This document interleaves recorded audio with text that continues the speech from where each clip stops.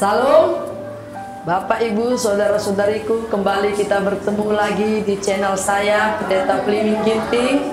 Kalau pada hari ini saya membagi berkat firman Tuhan yang berjudul menerima dan merespon cinta Tuhan Yesus. Puji Tuhan, saya akan sampaikan di dalam kitab Efesus pasal 2 ayat 8 dan 9 bahwa karena anugerah Tuhan kita menerima keselamatan. Jadi tidak ada usaha kita, tapi karena anugerah yang kita terima dengan iman. Ini yang disebut kita menerima cinta Tuhan Yesus dalam hidup kita. Anugerah itu kasih karunia, artinya kita tidak berupaya, ya. Kita tidak berjuang, kita tidak berusaha untuk mendapat keselamatan itu. Contoh yang jelas, kita bisa melihat bagaimana Rasul Paulus. Ya, Rasul Paulus itu tadinya belum percaya kepada Yesus. Bahkan dia ingin membunuh, ya, semua orang-orang yang percaya kepada Yesus, dia mau bunuh, ya, karena dia mentaati agamanya, Bapak Ibu. Lalu dia sudah menerima surat kuasa dalam perjalanannya ke Damsyik, mau membunuh orang-orang yang percaya kepada Yesus. Pada saat itulah Tuhan Yesus datang dalam hidupnya. Tuhan Yesus datang disaksikan dengan teman-temannya. Tuhan datang seperti cahaya dan dia rebah dan dia berkata, ya, ya. Dia mendengar suara Tuhan berkata, "Saulus, Saulus, mengapa engkau aniaya aku?" Ya, Saulus berkata, "Loh, siapa engkau Tuhan?" Yesus berkata, "Akulah yang kau aniaya itu." Nah, jadi Paulus itu mendapat kasih karunia, mendapat anugerah di saat dia belum percaya, bahkan di saat dia ingin menghabisi, membunuh semua orang-orang percaya kepada Yesus. Yesus datang ke dalam hidupnya. Ini yang disebut kasih karunia. Ini yang disebut Tuhan Yesus menyatakan diri kepadanya dan mencintai dia. Nah, masing-masing kita, Bapak Ibu, saya dan Bapak Ibu saudara-saudari sekalian, masing-masing kita ada cara Tuhan untuk kita bisa menerima anugerah keselamatan itu, ya. Nah, lalu inilah yang disebut kita menerima cinta Tuhan. Nah, lalu sesudah kita menerima cinta Tuhan, respon kita ada. Respon kita bagaimana untuk menerima cintanya itu? Di dalam kitab 1 Timotius ayat 4, pasal 4 ayat 8 sampai 10 berkata, kita harus berjuang, berupaya. Yaitu dengan apa kita meresponi cintanya itu? Dengan ibadah kita kepadanya. Rajin beribadah. Bahwa ibadah itu mengandung janji, baik untuk masa kini dan masa akan datang, ya.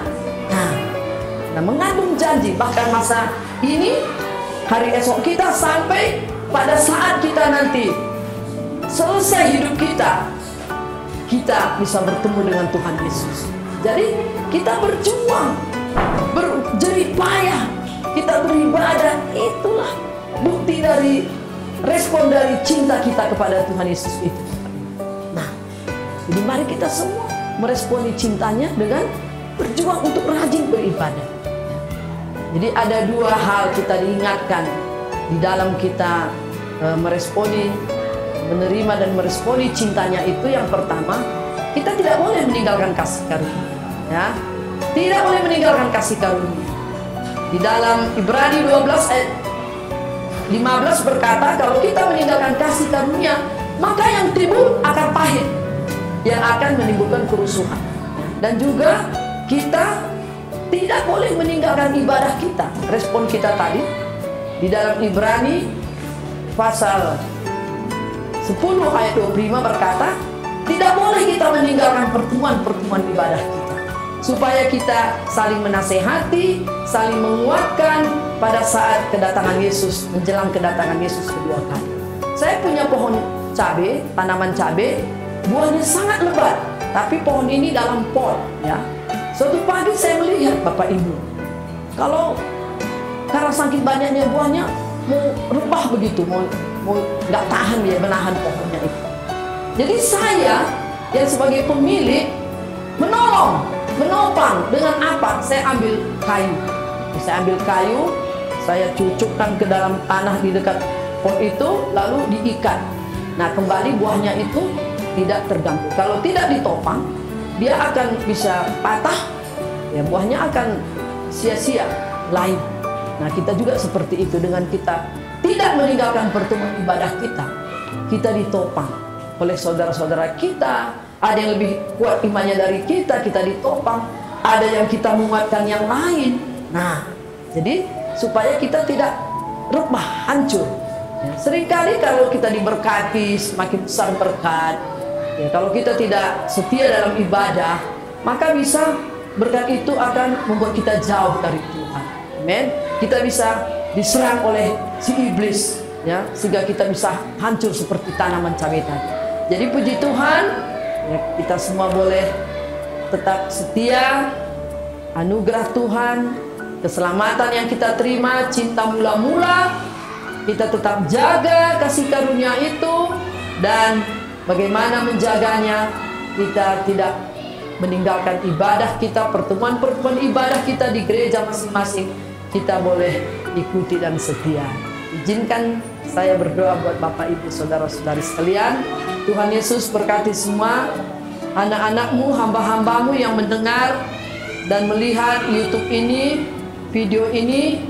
Bapak hamba berdoa supaya mereka tetap menjaga keselamatan yang Tuhan sudah anugerahkan, dan menjaga keselamatan itu dengan tidak meninggalkan ibadah pertemuan-pertemuan mereka, dan berkati seluruh kehidupan mereka Tuhan. Di dalam nama Tuhan Yesus hamba memberkati. Haleluya, amin. Puji Tuhan, saya akan sampaikan di dalam kitab